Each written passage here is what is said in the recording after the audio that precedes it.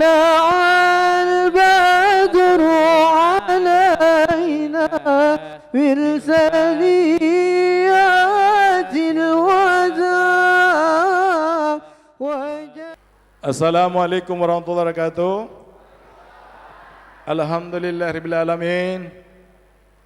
Wassalatu wassalamu ala asyrafil anbiya'i mursalin Sayyidina Muhammadin wa ala alihi washabihi ajma'in, amma ba'du. Alhamdulillah alamin. Janji Pak Jokowi Allah redho dan tepati. Insya Allah kita sama-sama menepati janji untuk membangun bangsa dan negara ini. Kecuali orang-orang yang tepat janji Pak, bisa bangun negara ini.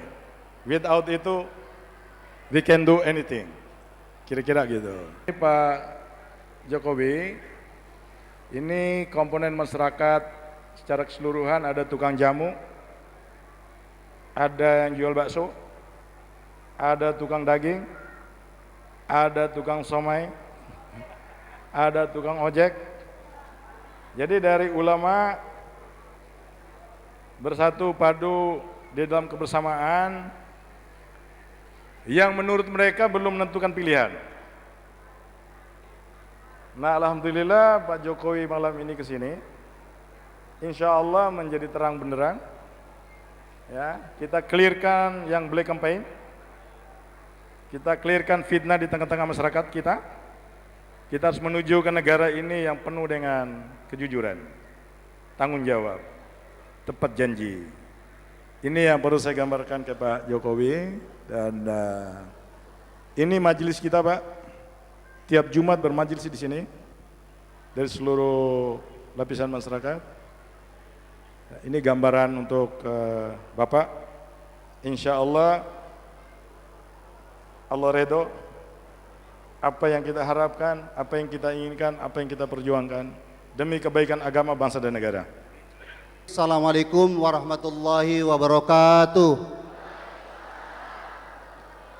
Alhamdulillah, alhamdulillahilladzi hadana lihada wa ma kunna linahtadiya laula an hadanallah.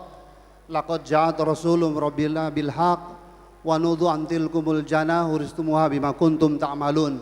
Asyhadu an la ilaha illallah wahdahu la syarikalah wa asyhadu anna Muhammadan abduhu wa rasuluh. Amma ba'd. Yang sama-sama kita hormati Bapak Insinyur Haji Joko Widodo, atau yang kita kenal bersama dan kita cintai bersama, yang sering kita sebut dengan nama Pak Jokowi.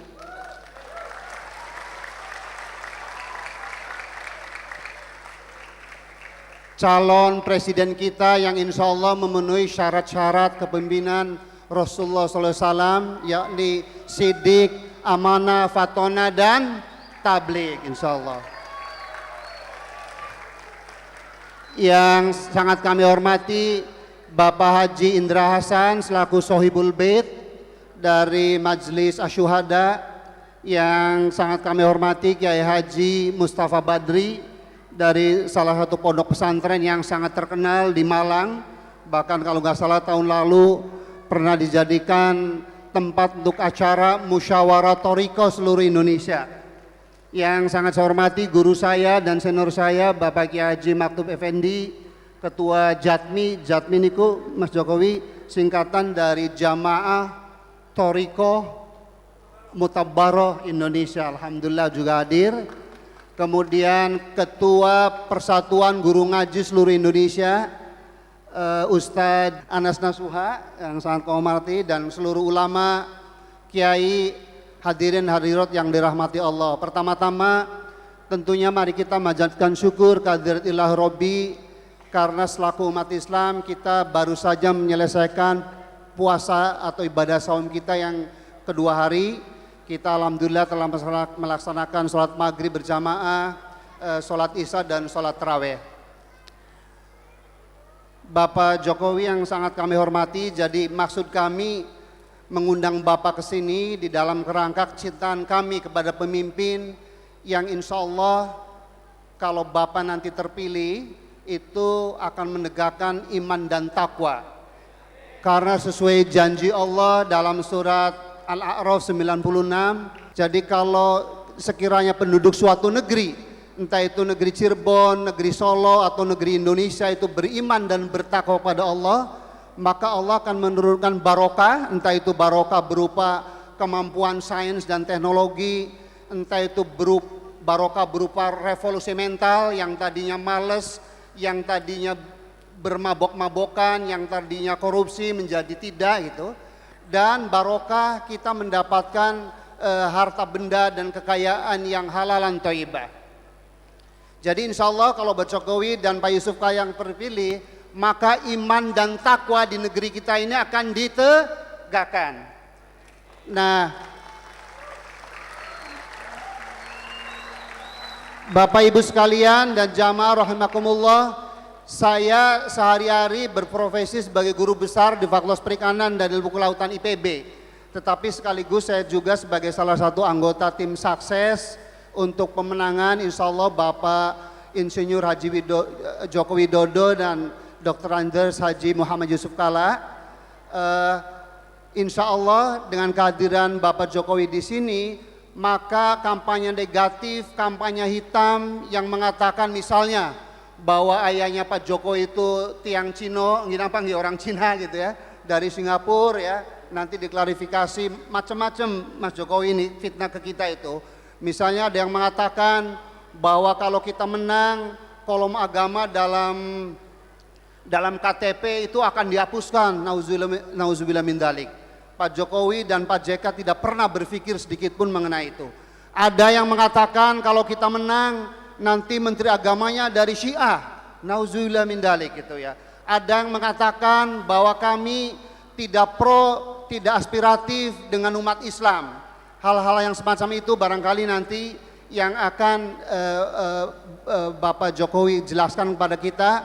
Mudah-mudahan kita mendapat hidayah dari Allah, sekeluarnya dari majelis ini, dari silaturahim ini, maka segalanya menjadi clear, terang benderang, dan tanggal 9 Juli kita tidak perlu terprovokasi dan tidak perlu tergoda dengan politik uang. Saya kira itu saja. Sekali lagi kami mengucapkan terima kasih kepada Pak Indra Hasan, Bapak Kiai Haji Mustafa Badri, Kiai Haji Maktub Effendi, dan seluruh ulama, kiai, para santri, majelis taklim, ibu-ibu yang sangat soleha dan jamilah juga terima kasih kami mengucapkan atas sebarannya. Bila taufiq hidayah. Wassalamualaikum warahmatullahi wabarakatuh. Assalamualaikum warahmatullahi wabarakatuh.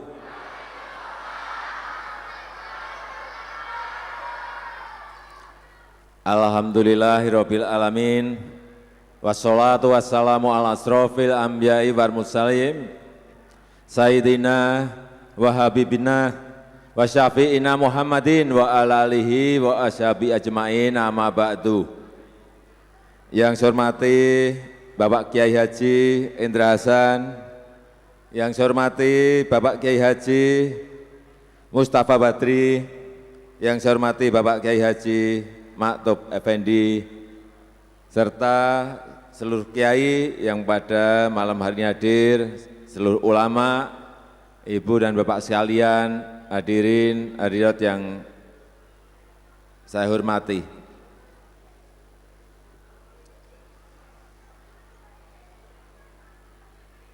Saya kaget sekali, ternyata yang menunggu saya di sini banyak sekali.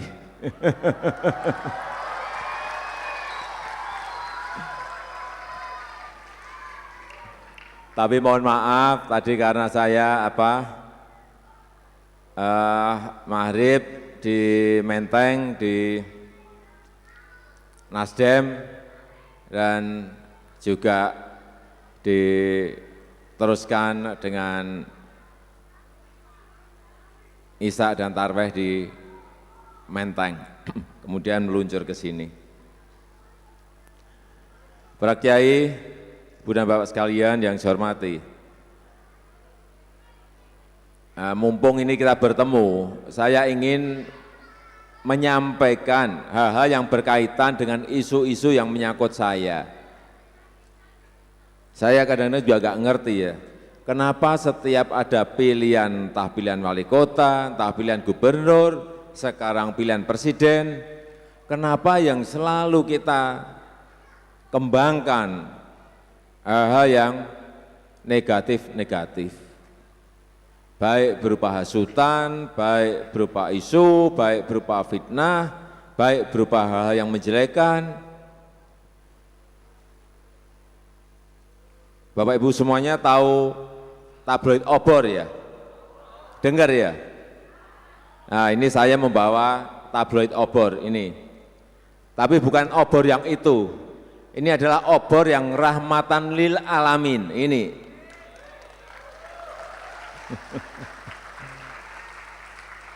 Ini enggak ada isunya, enggak ada fitnahnya, enggak ada menjelekannya.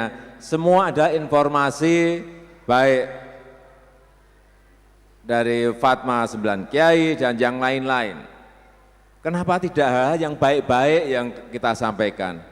Kenapa tidak hal yang positif yang kita sampaikan? Apalagi ini adalah bulan Ramadan, bulan yang penuh barokah, bulan yang penuh maghfirah, dan kita semua diajarkan untuk berbuat kebaikan-kebaikan di bulan yang suci ini. Jadi kalau ada isu-isunya apa? Yang pertama, ini yang pertama, isu mengenai diri saya. Tadi sudah disampaikan oleh Profesor Rahim Tahuri.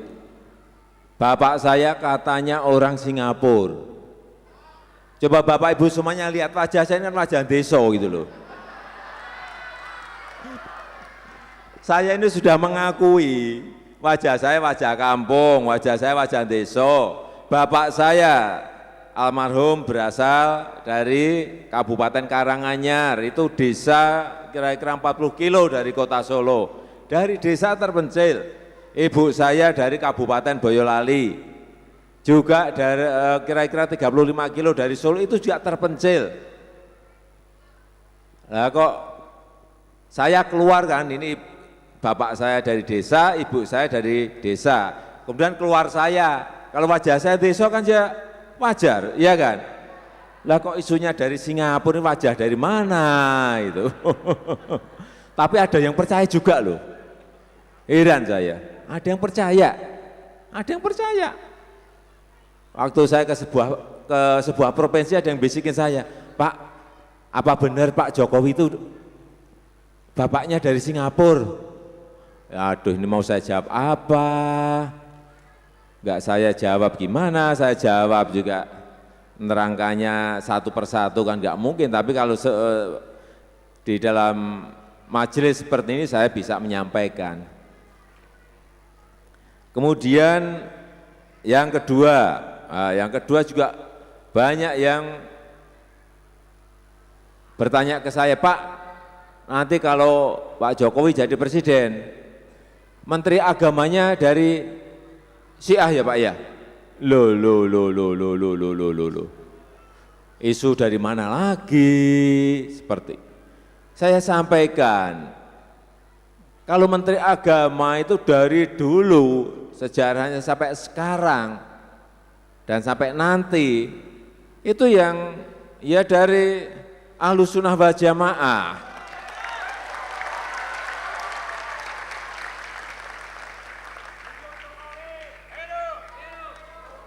Ahwaja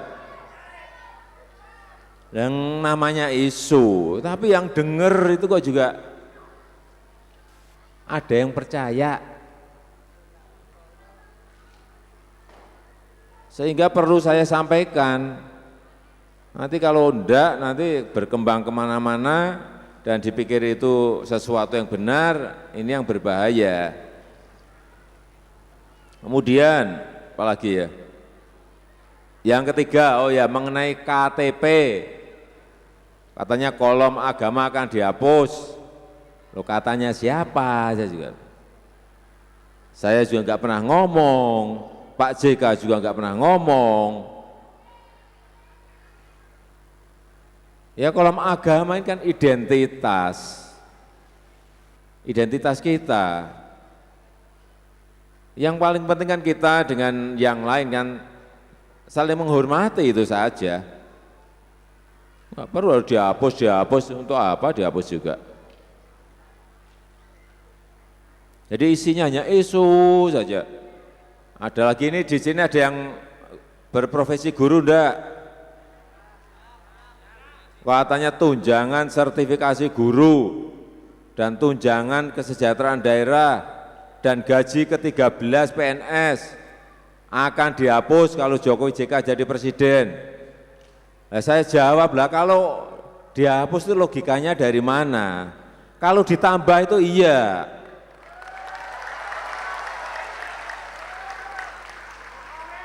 Kalau ekonomi kita lebih baik, kalau anggarannya, kalau ekonomi lebih baik kan anggaran APBN menjadi bertambah ya.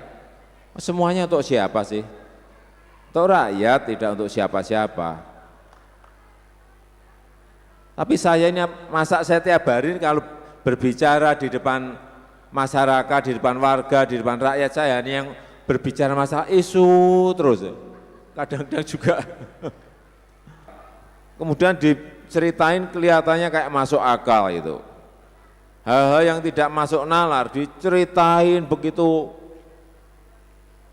kelihatan kayak masuk akal. Ini kan masuk nalar. Kalau seperti ini terus-teruskan, yang di bawah nanti yang resah, yang di bawah nanti munculnya hanya hal-hal yang tidak baik seperti itu.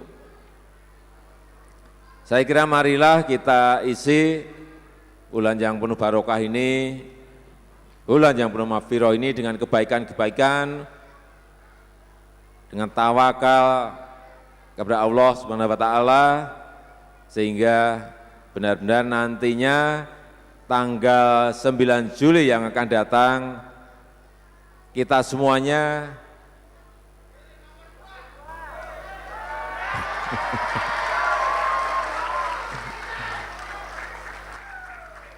saya enggak kampanye loh,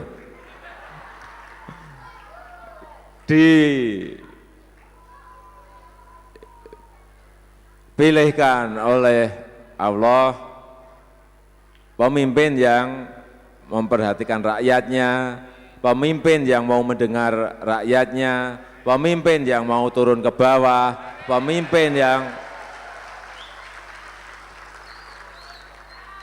tapi kalau jadi sebetulnya kalau kayak saya ini sebetulnya kalau enak entah jadi gubernur, entah jadi wali kota, yang paling enak sebenarnya duduk di kantor. Ruangannya sejuk, ada makanan banyak, apalagi jadi presiden, ya kan? Tapi saya nggak kuat, di kantor nggak kuat.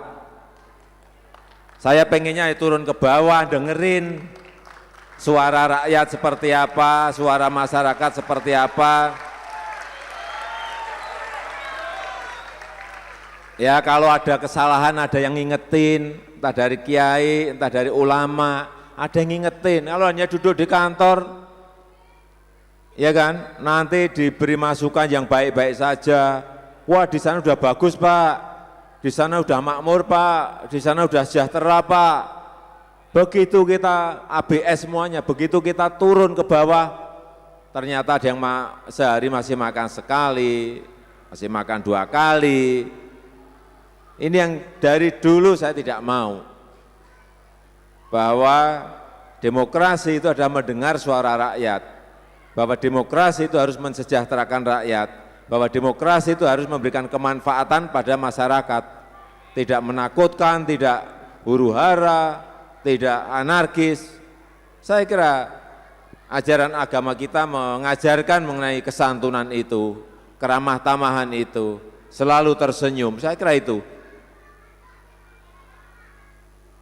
Terima kasih atas waktu yang diberikan kepada saya pada malam hari ini dan penerimaan yang sangat hangat dari para kiai, para sesepuh, Ibu dan Bapak sekalian yang telah memberikan waktu kepada saya untuk berbicara pada majelis pada malam hari ini. Terima kasih. Wassalamualaikum warahmatullahi wabarakatuh.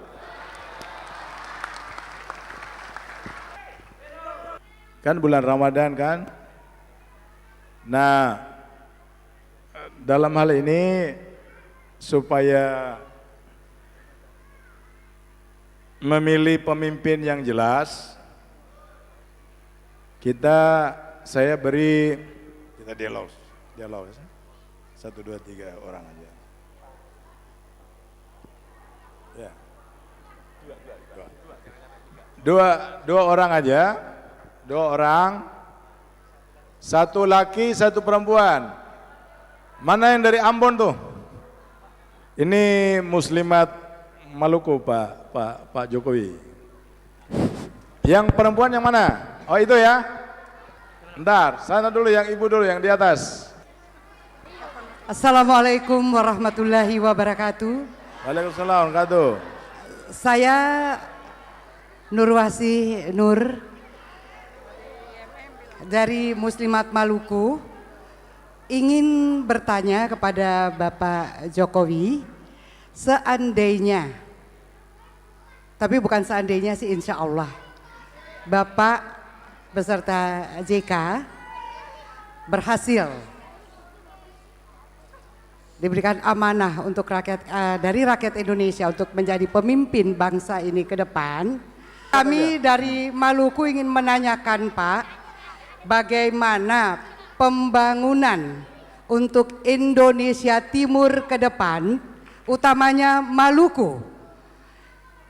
Semoga Bapak bisa juga memberikan suatu kebahagiaan,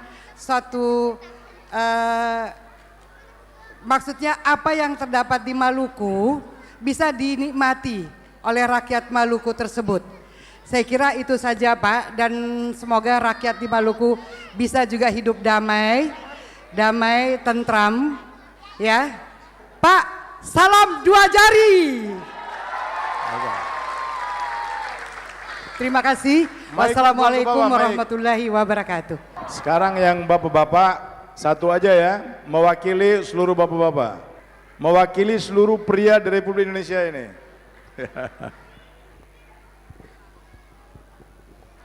Bismillahirrahmanirrahim. Assalamualaikum warahmatullahi wabarakatuh. Nama saya Haji Muhammad Athoillah Mursyid, Ketua MUI Kabupaten Bekasi, Ketua Umum Badan Koordinasi Taman Kanak-Kanak Al-Quran, Taman Pendidikan Al-Quran, Ta'limul Quran lil Aulad, Kabupaten Bekasi. Yang pertama, saya cukup prihatin Pak selama ini dengan pemerintahan sekarang, nasib para asatiz TKA, TPA yang mengajarkan Al-Quran dengan metode Iqra. Artinya kesejahteraannya kurang sangat diperhatikan. Karena itu untuk seluruh Indonesia, mereka yang mengembangkan Al-Quran di Nusantara ini, apabila Bapak nanti terpilih sebagai Presiden Republik Indonesia melalui kantor Kementerian Agama, para guru TK Al-Quran, para guru Taman Pendidikan Al-Quran, dan Ta'limul Quran lil Aulad di Indonesia, kami mohon agar sangat diperhatikan. Yang kedua, sekedar masukan saja, di Kabupaten Bekasi, di Kota Bekasi sampai saat ini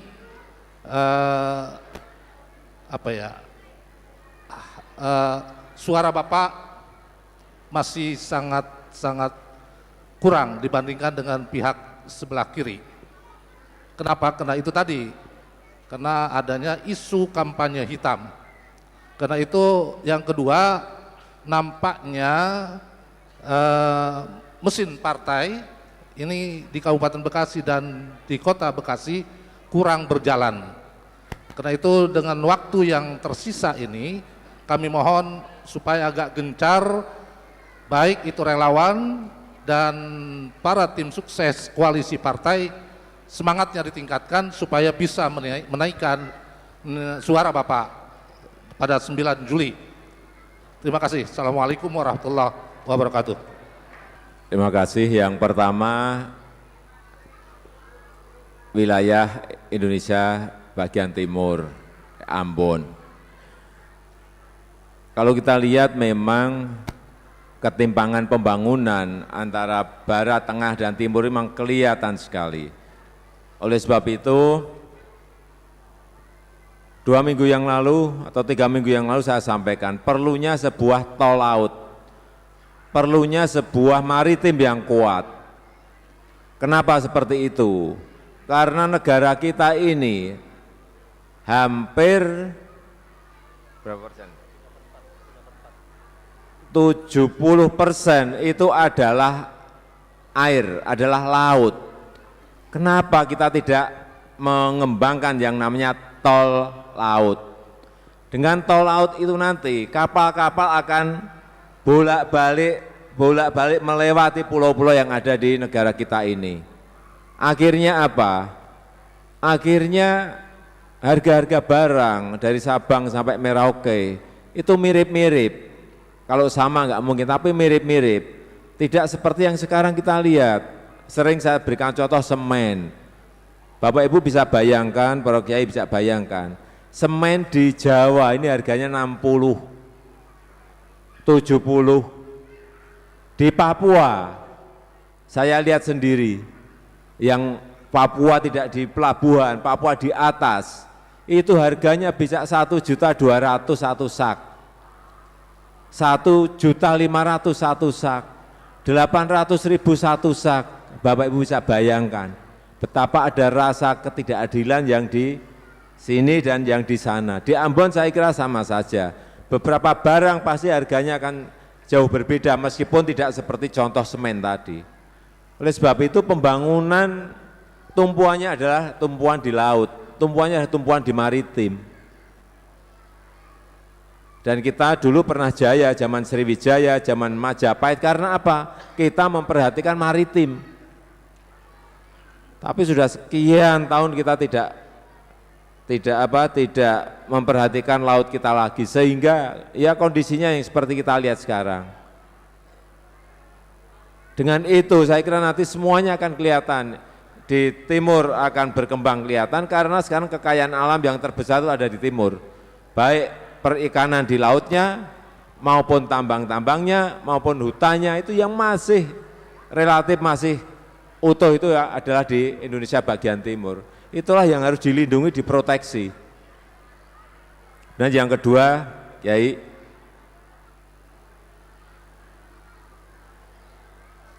ini juga penting sekali karena yang namanya pembangunan sumber daya manusia itu bukan masalah yang berkaitan dengan matematika atau fisika atau biologi. Yang saya sampaikan revolusi mental itu apa sih sebetulnya? Memberikan fondasi pada anak-anak kita itu masalah etika, masalah sikap mental, masalah budi pekerti. Dan itu didapat dari mana? Didapat dari pendidikan agama, pendidikan orang tua kita di rumah, pendidikan mengenai budi pekerti yang ada di sekolah yang sekarang juga saya lihat tidak banyak, dan yang banyak justru di pesantren, di TPA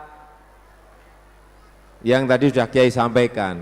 Oleh sebab itu ke depan siapapun yang memberikan kontribusi kepada pembangunan sikap dan mental bangsa ini harus diberi apresiasi, harus diberi penghargaan.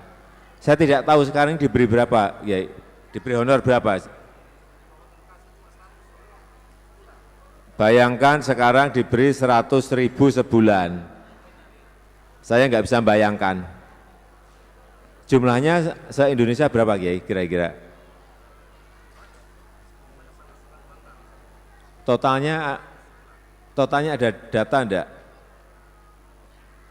Jumlah apa untuk guru ngaji di TPKAD? Berapa jumlah guru ngaji, Ustaz? Jumlah guru ngaji se-Indonesia berapa? 70.000 totalnya. 70.000 kan juga bukan jumlah yang banyak sebetulnya. Bukan jumlah yang banyak. Insyaallah kayak nanti kami diingatkan mengenai itu karena ini adalah fondasi pertama anak-anak kita diajarkan mengenai sikap mental, mengenai perilaku, mengenai sopan santun lewat pendidikan TPA-TPA yang ada di kampung-kampung. Dan dengan itu anak-anak kita akan terbentengi dari pengaruh globalisasi, pengaruh westernisasi, pengaruh kebarat-baratan yang sekarang ini kita sudah, saya kadang juga agak ngerti, dibendung dengan cara apa kalau tidak dengan sebuah pendidikan akhlak yang baik, sebuah pendidikan budi pekerti yang baik, sehingga menghasilkan anak-anak yang akhlakul karimah. Itu yang kita harapkan ke depan seperti itu. Kenapa saya berbicara revolusi mental? Karena memang kita lihat sekarang yang kita ini sekarang ini yang hancur adalah sisi moral dan mental kita. Ini yang harus, gak mungkin dibenahi dengan cara-cara biasa, harus dibenahi dengan cara-cara perubahan yang drastis. Dan apa lagi tadi? Oh iya, mengenai mesin partai memang baru bergerak minggu ini, Kiai. Moga-moga minggu ini betul-betul sudah bergerak. Minggu-minggu yang lalu, bulan-bulan yang lalu memang belum bergerak karena apa? Mesin partai itu bergerak membutuhkan bensin. Dan saya harus ngomong apa adanya. Saya tidak memiliki finansial yang besar. Saya tidak mempunyai bensin yang banyak. Saya tidak mempunyai keuangan yang banyak. Saya memang hanya berharap ada relawan yang bergerak, ada masyarakat yang bergerak, ada rakyat yang bergerak, ada Bapak Ibu yang bergerak, ada para ulama yang bergerak, ada para kiai, para ustadz yang bergerak, hanya itu. Saya memang tidak memiliki kekuatan. Sebetulnya saya juga tidak bayangin 4 bulan yang lalu saya dicapreskan. Saya enggak bayangin sama sekali, betul-betul enggak bayangin. Sehingga saya tidak menyiapkan diri dari sisi finansial, meskipun kalau saya mempersiapkan diri saya juga tidak punya juga. Tapi yang penting menurut saya meyakini semuanya adalah hakikatnya karena Allah. Saya tidak pernah takut, saya tidak pernah gentar, dan saya jalani dengan ikhtiar yang baik. Dan tentu saja pada malam hari ini saya ingin mengucapkan terima kasih yang sebesar-besarnya kepada seluruh warga, kepada seluruh relawan yang tidak saya beri uang 1 sen pun, serupiah pun. Mereka bergerak, membuat kaos sendiri, membuat brosur-brosur sendiri, membuat spanduk sendiri, membuat baliho sendiri. Semuanya saya lihat ikhlas dan saya tidak bisa mengucapkan apa-apa kecuali ucapan terima kasih yang sebesar-besarnya. Itu yang bisa saya sampaikan pada kesempatan yang baik ini kepada para kiai, para ulama yang telah memberikan doa restu, memberikan doa yang terus-menerus kepada kami. Saya mengucapkan terima kasih yang sebesar-besarnya. Itu yang bisa saya sampaikan. Terima kasih. Saya kira kita cukup, ya. Ini saudara kita, Bapak, ini air zam-zam, Pak. Monggo. Bapak Insinyur Haji Joko Widodo, kita beri kesempatan juga istirahat. Kita semua mau istirahat, saya juga mau istirahat. Insya Allah pertanyaan tadi sudah dijawab semuanya. Yang penting gini, negara ini kalau umat Islam bersatu masalahnya selesai. Yang penting umat Islamnya jangan munafik satu dengan yang lain. Islam itu rahmatul alamin.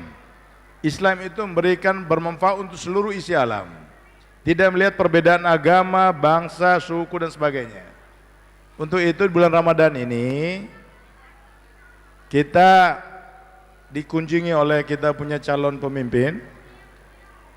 Saya menghimbau dari lubuk hati yang paling dalam, jangan terkontaminasi dengan fitnahan-fitnahan yang ada. Yang kedua, jangan takut akan susah. Kalau kita takut susah nggak mungkin senang. Dan saya berharap apa yang kita ucapkan itu lubuk hati yang paling dalam. Kita langkah secara berjamaah karena kita punya saudara ini mewakafkan diri untuk dimaki-maki, untuk difitnah dan sebagainya. Paling dapat beliau hanya ucapan terima kasih. Lain 99% itu hanya caci maki. Itulah pemimpin.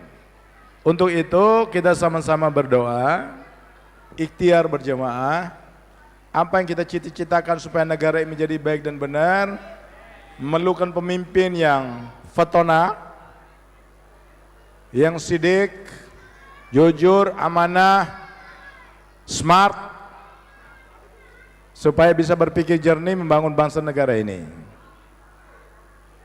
Dan yang kedua, jangan kita berpikir negatif terhadap saudara-saudara kita yang lain. Karena apapun bangsa ini semua hamba Allah Subhanahu wa taala. Kita harus berpikir secara Islam. Apa itu bangsa yang asal dari India, asal dari manapun, ini sudah bangsa Indonesia. Ini yang kita harus bangun secara bersama-sama. Jadi untuk itu jawaban beliau tadi, ya, saya berharap kita doakan nanti Pak Haji Maman pulang ke Serang, tolong sosialisasikan ketemu malam ini. Pak Gusmus pulang kembali ke Jawa Timur, sosialisasikan pertemuan kita malam ini. Insya Allah mantapkan hati, mantapkan langkah untuk menuju tujuan yang lebih baik dan benar membangun bangsa dan negara ini. Alhamdulillahi Rabbil Alamin, wassalatu wassalamu ala ashrafil anbiya'i wal mursalin, Sayyidina wa maulana Muhammadin. Rabbana la tuakhidna in nasina aw akhtana, ربنا ولا تحمل علينا إصرا كما حملته على الذين من قبلنا ربنا ولا تحملنا ما لا طاقة لنا به واعف عنا واغفر لنا وارحمنا أنت مولانا فانصرنا على القوم الكافرين اللهم اقض حاجاتنا اللهم حسن مقاصدنا اللهم فرج أحبابنا اللهم مالك أكسادنا اللهم اقتل أكسادنا اللهم حرب جميع أعدائنا في هذا البلد اللهم اغفرنا برحمتك في عبادك الصالحين وصلى الله على سيدنا محمد نبي الأمة وكشف الغمة وعلى آله وصحبه وسلم والحمد لله رب العالمين.